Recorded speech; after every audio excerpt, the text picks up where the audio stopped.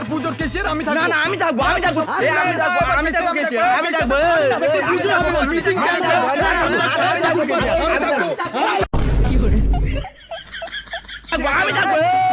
আমি থাকবো তোমরা সভাপতি আছে তোর সভাপতি থাকবি আমি কেশিয়ার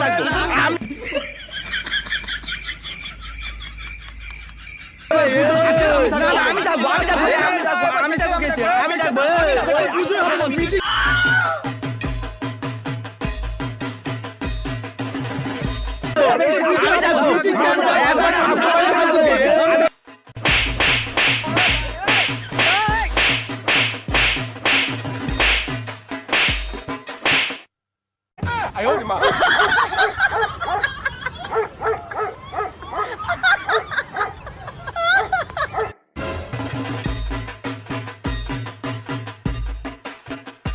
দে এবার পুজোর কি কি আইটেম হবে এক এক করে বল।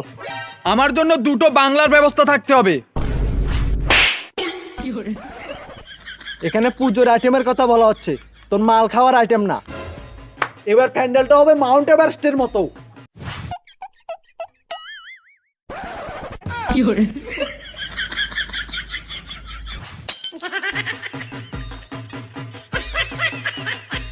দে বল তারপর আর কি? এবার পুজোয় অনুষ্ঠানে কেশব থেকে আনা হবে। না না কেশব দিয়ে অনেক পুরনো হয়ে গেছে, এবার রানু মণ্ডলকে আনা হবে। না না না না, এসব কেশব দিয়ে রানু মণ্ডল অনেক পুরনো হয়ে গেছে। এখন টপে আছে হিরো আলম, হিরো আলমকে আনা উচিত। না এবার পুজোয় কেশব থেকে আনতে হবে, না হলে পুজো হবে না, না হলে এক এক ঠ্যাং ধরে চিড়ে দেবো। আচ্ছা ঠিক আছে শান্ত শান্ত। পরের আইটেম, এবার মুক্তি হবে 50 ফুট, প্যান্ডেল হচ্ছে 10 ফুটের।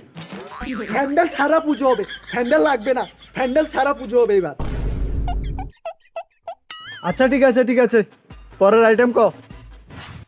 পুজোর প্রথম দিন থেকে শুরু করে শেষ দিন পর্যন্ত সকাল থেকে রাত পর্যন্ত খিচুড়ি প্রসাদ বিতরণ করা হবে। প্রথম দিন থেকে শুরু করে শেষ দিন পর্যন্ত?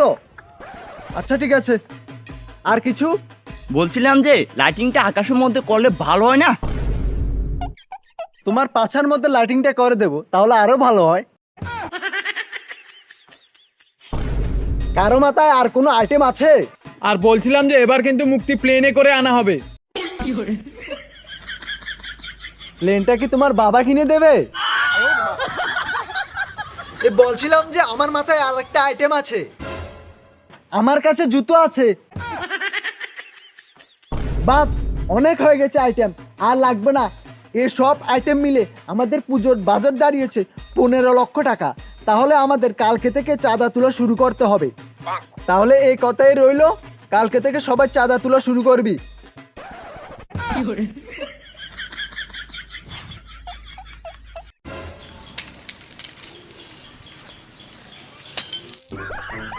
ধ্যাৎ তেরি।